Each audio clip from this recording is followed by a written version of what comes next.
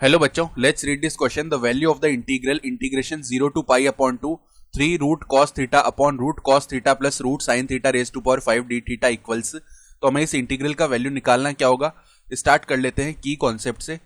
की कॉन्सेप्ट देखो क्या हो जाएगा। हम जानते हैं integration of X raise to power N with respect to X क्या होता है, X raise to power N plus one upon में एन प्लस वन प्लस में सी, जहां पे एन कोई भी कांस्टेंट हो सकता है माइनस वन के अलावा। तो एक बार के लिए इस इंटीग्रल को हम आई बोल देते हैं। तो let I is equal to integration 0 से लेके पाई अपॉन 2 है 3 रूट ऑफ कॉस थीटा और यहाँ पे डी थीटा है होल अपॉन में क्या चल रहा है root of cos theta plus में रूट ऑफ साइन थीटा और इसकी पावर लगी हुई है 5। ठीक है,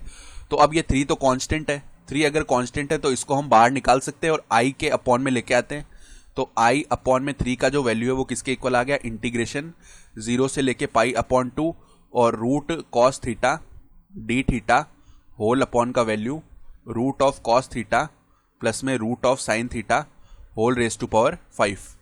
तो यहाँ पे देखो हम एक चीज जानते हैं कि जब भी ऐसा लिखा हुआ है इंटीग्रेशन देखो कहां से कहां तक, ए से लेके B F X D X. तो इसको हम कैसे रीराइट कर सकते हैं, इंटीग्रेशन ए से लेके बी तक ही f of a plus b minus x D x, इस तरीके से इसको लिखा जा सकता है, वैल्यू सेम ही रहेगी। तो अगर हम इसको बोल रहे हैं एक बार के लिए हमारी इक्वेशन 1, अब हम ये प्रॉपर्टी लगाते हैं तो आई अपॉन 3 का वैल्यू विल ऑल्सो भी इक्वल टू किसके, विल ऑल्सो भी इक्वल टू इंटीग्रेशन 0 से लेके पाई अपॉन 2, इनको ऐड कर लिया लिमिट्स को तो पाई अपॉन 2 आएगा और माइनस में थीटा के फॉर्म में लिखेंगे। तो cos pi by 2 minus theta sine theta होता है ना, तो रूट ऑफ क्या हो जाएगा साइन थीटा हो जाएगा ऊपर तो, और डी थीटा होल अपॉन में रूट ऑफ इधर भी क्या आ जाएगा देखो साइन थीटा प्लस में sine pi by 2 minus theta क्या होता है कॉस थीटा, तो इधर कॉस थीटा और इसकी पावर 5। तो एक चीज नोट करेंगे कि डिनोमिनेटर तो सेम ही आ रहा है। ठीक है, इसको अगर हम इक्वेशन 2 बोल दें, अब इक्वेशन 1 और इक्वेशन 2 को आपस में ऐड कर दे तो आई बाई 3 प्लस आई बाई 3 यानी कि 2i/3 हो गया, दैट इज इक्वल टू 0 से पाई अपॉन 2 तक। और पहले वाले में क्या आ रहा है root of cos theta D theta whole upon में root of sine theta plus में रूट ऑफ कॉस थीटा, इसकी पावर 5 लगी हुई है, प्लस में दूसरे वाले इंटीग्रल में क्या आ रहा है इंटीग्रेशन 0 से pi upon 2 root of sine theta D theta upon में देखो root of sine theta plus root of cos theta, इसकी पावर 5।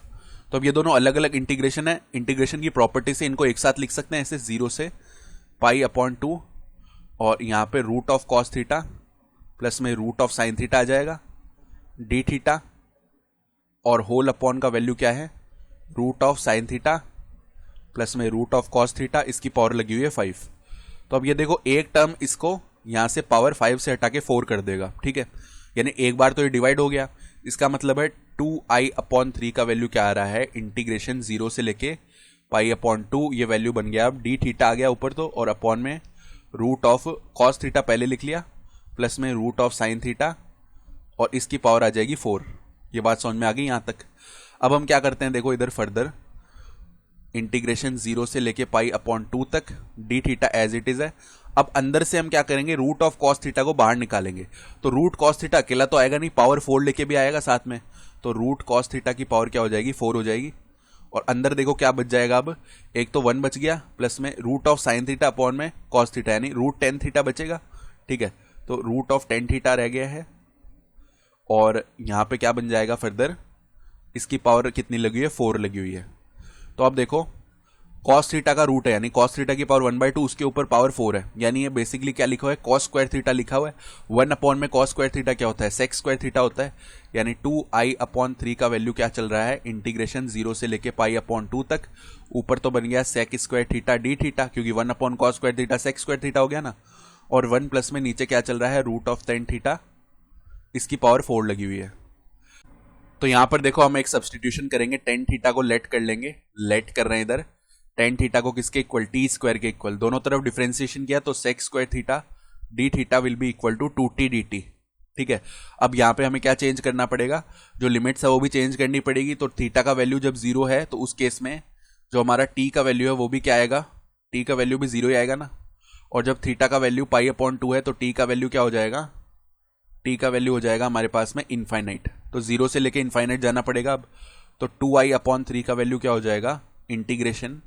0 से लेके इनफाइनाइट जा रहे हैं, sec square theta D theta को रिप्लेस कर दिया 2t dt से, होल अपॉन का वैल्यू क्या आ जाएगा 1 प्लस में रूट ऑफ टी स्क्वायर, यानी केवल टी बच गया और इसकी पावर है 4। तो 2 को बाहर निकाल लिया हमने, 2 इंटीग्रेशन 0 टू इनफाइनाइट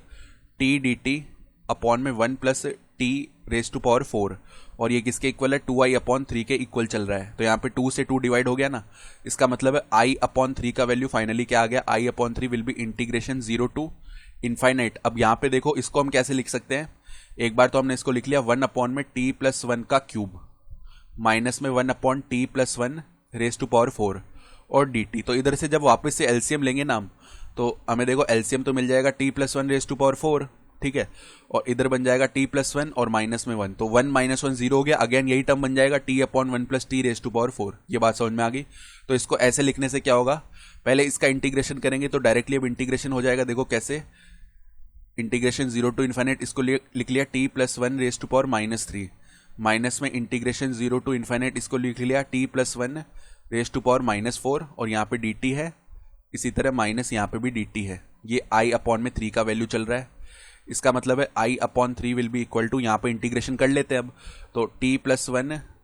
और यहाँ पे कितना हो जाएगा, देखो इसमें 1 ऐड करेंगे ना हम, तो हमारे पास में कितना आ जाएगा -2, और अपॉन में भी -2 चल रहा होगा, तो -1/2 को हम बाहर निकाल लेते हैं, ठीक है, ये बन गया। और इसको लिख लेते हैं 1/t+1 का स्क्वायर, तो 1/t+1 का स्क्वायर, और इसकी लिमिट लग जाएगी 0 से लेके इनफाइनाइट तक। माइनस में सेम इसी तरह यहाँ पे माइनस का 1/3 आएगा, तो इधर प्लस का 1/3 लिख लेते हैं, और 1/t+1 इसका क्यूब आ रहा होगा, लिमिट है 0 से लेके इनफाइनाइट, यानी i/3 का वैल्यू अब देखो क्या आएगा, -1/2, अपर लिमिट लगाएंगे तो 1/इनफाइनाइट टर्म टाइप आएगा जो कि 0 हो जाएगा, माइनस में लोअर लिमिट लगाएंगे तो 1/0 + 1, यानी कि 1 का स्क्वायर ही बनेगा, तो ये 1 ही बन गया, प्लस में 1/3, अब जैसे ही इनफाइनाइट रखा तो 0 बनेगा, और 0 रखा तो इधर माइनस में 1 बन जाएगा, यानी ये वैल्यू बन गया 1/2 माइनस में 1/3। इसको सिंप्लीफाई करते हैं एलसीएम लेके, तो 3 माइनस में 2 यानी 1/6 बनेगा, यानी देखो i/3 का वैल्यू आ रहा है 1/6, इसका मतलब है i का वैल्यू हो जाएगा 1/2। तो रिक्वायर्ड आंसर इस क्वेश्चन के लिए 1/2 आने वाला है। I hope you understood this explanation, best of luck.